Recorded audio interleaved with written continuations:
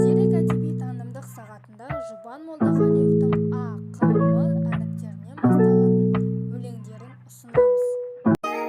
А әріпінен басталатын өлеңдері: ауыл түтіні, аққуым аспанда емес жерде мені, аралап көр Алматыны, ақын туралы.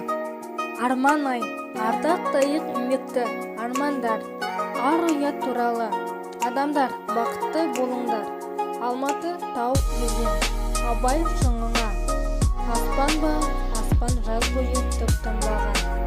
Қ әрпінен басталатын өлеңдері: қазақ, Қазақстан көктемі, қалтықсыз сенем, сенем мен, қайда сол бір шақ, қоштасу.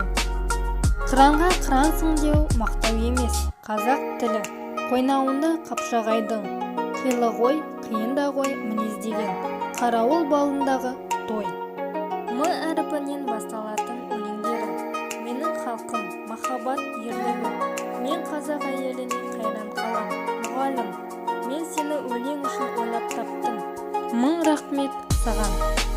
Мен күнге құлдық етем, таң қаламын, мұхит зираты басында.